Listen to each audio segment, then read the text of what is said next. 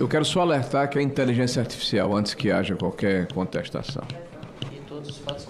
O Brasil já viu esse filme antes. Mensalão, Petrolão, Aposentão e agora o escândalo do Banco Master, a Master Esquerda. Não se trata de um episódio isolado. Trata-se de um padrão, um projeto de poder que cria ambientes onde política e interesses privados caminham lado a lado. Voltemos à origem. Entre 2018 e 2020, na Bahia governada por Rui Costa, com Jacques Wagner como secretário, o banqueiro Augusto Lima vence a licitação da EBAL, Estatal de Alimentos. Compra por 15 milhões de reais. Logo depois, revende por 30 milhões ao Banco Master, mantendo metade do negócio. 2 semanas após a privatização, um decreto garante consignação exclusiva de 30% da folha do funcionalismo para o Cred Sexta. O que era uma estatal vira, por decisão política, um portfólio bilionário de consignados. É assim que começa. De 2022 a 2024, o Banco Master amplia sua presença institucional, patrocina fóruns internacionais, promove eventos com presença de ministros do STF e, no governo Lula, passa a se aproximar do centro do poder.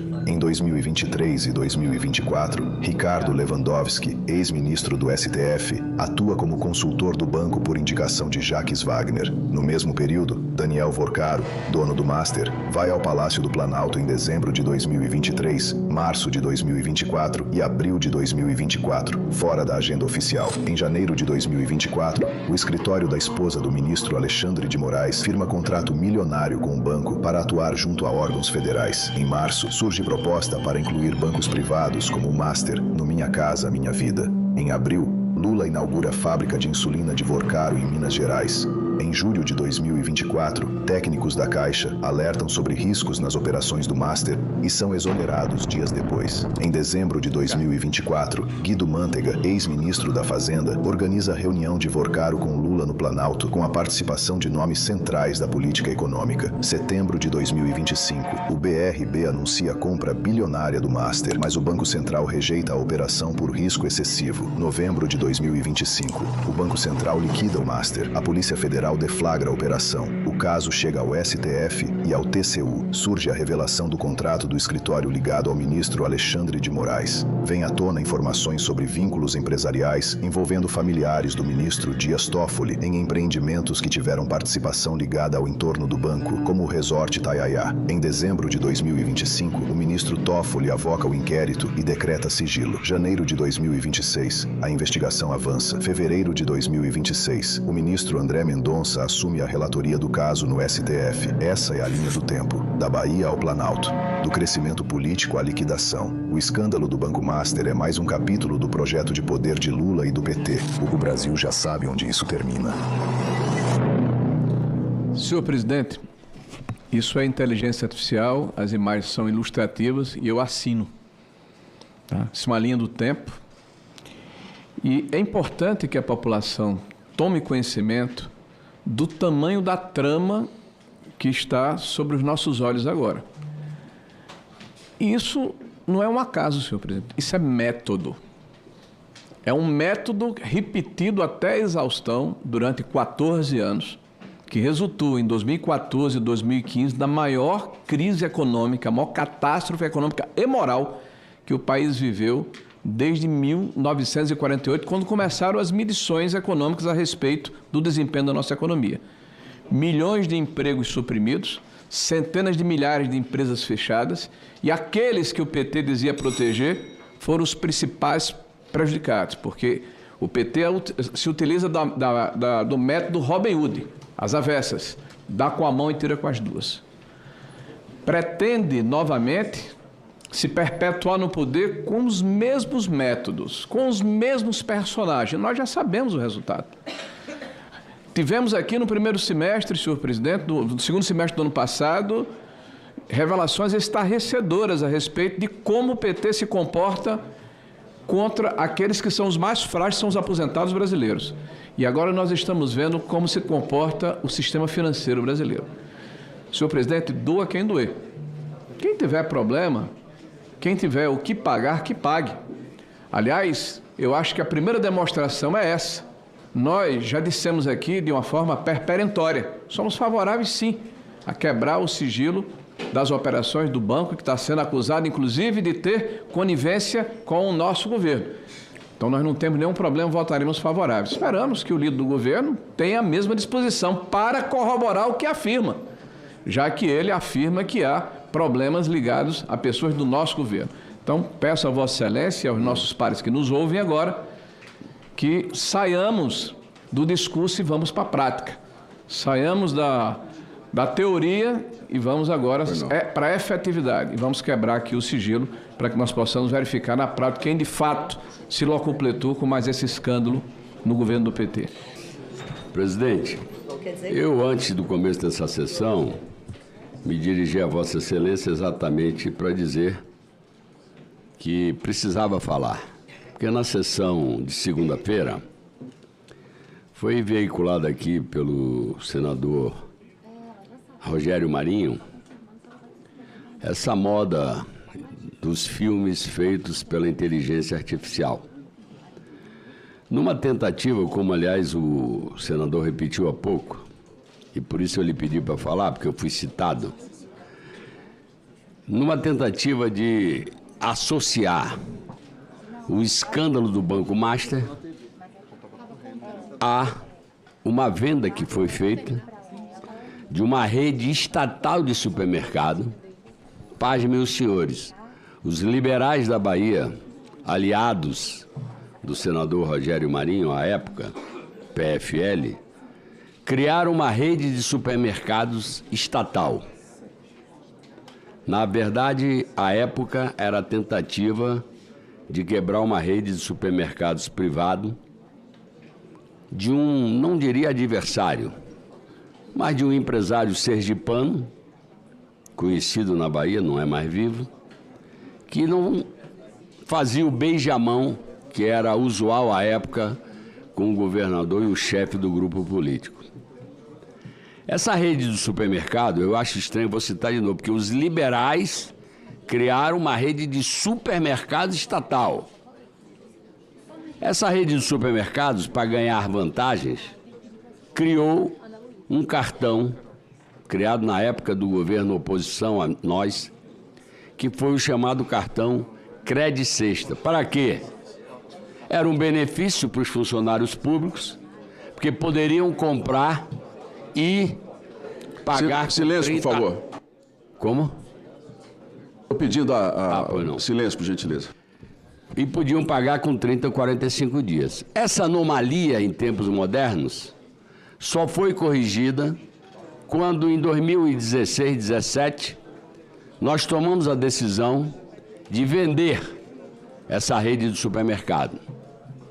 Fomos à Bolsa de Valores de São Paulo por 2 vezes e deu vazia o certame, porque ninguém queria comprar aquele trambolho, aquele dinossauro, que dava um prejuízo, a depender do ano, àquela época, 2016 e 2017, de 80 milhões por ano. 80 milhões por ano. Criaram uma empresa, a Empresa Baiana de Alimentação, que tinha 3 centros distribuidores para fazer uma farra indevida.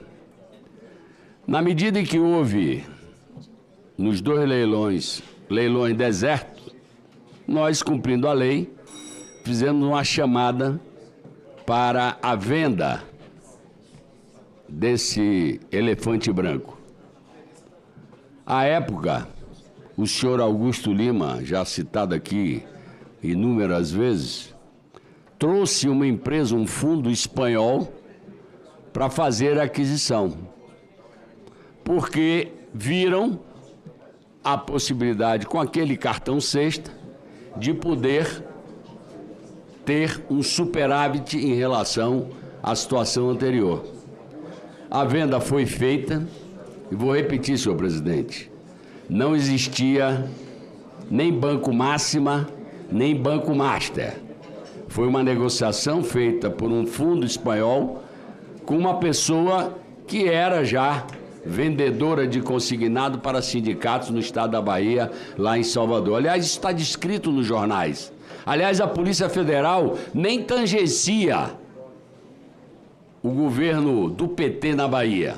Mas aqui, como a casa é política, pois não, excelência, se faz um filmete para tentar colocar no PT a culpa. Eu não conhecia o Banco Máxima nem o Banco Master. Eu negociei como secretário de Desenvolvimento Econômico com o Fundo Espanhol, que é quem adquiriu. A partir daí, passou a ser privado esse negócio. Um ano depois... Para encerrar, Excelência. Pois não. O Banco Central de Vossas Excelências eu digo, do ex-presidente Bolsonaro,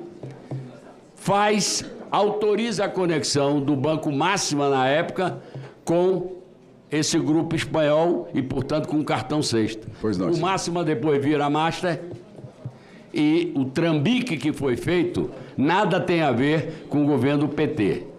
Portanto, eu estou aqui querendo esclarecer, porque eu acho que nós não podemos viver aqui de narrativa. Nós temos que viver de fatos. Eu quero saber se a Polícia Federal fez alguma conexão com o governo do Estado da Bahia à época, nesse episódio do Banco Máxima.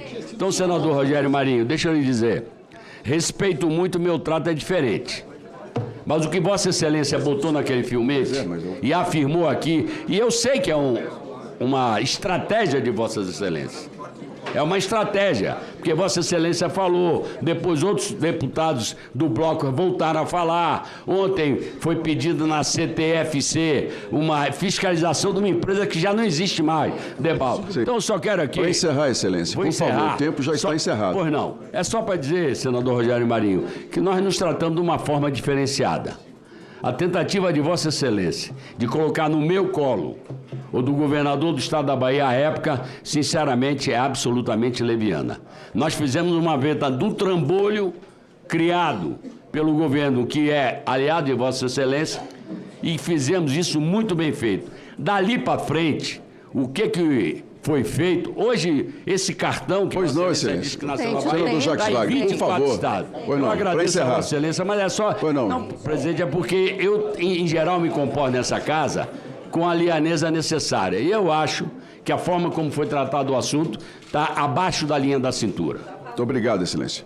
Senhor presidente, senhores deputados, eu acho que o senador que me citou não está aqui presente, mas de qualquer forma, como foi público, eu vou evitar aqui citar o nome dele, já que ele não está presente. Mas é importante que a sociedade brasileira entenda que nós, ao contrário do governo, não usamos a narrativa mentirosa. Aliás, temos aqui presente um deputado que foi obrigado a se retratar.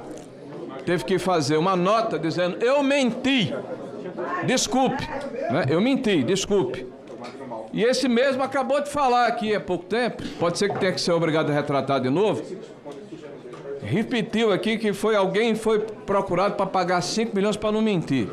Ele tem que ter cuidado que ele pode ser obrigado novamente a botar uma segunda nota e daqui a pouco a terceira nota vai pedir realmente a música ao Fantástico. Não tem, não.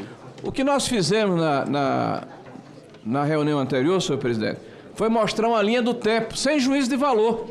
Ao final, nós apenas tiramos uma conclusão de que o ovo da serpente desse processo começa no PT da Bahia. É um fato. Infelizmente, desculpem, podem espernear, podem reclamar, podem achar ruim, mas é assim que é a vida.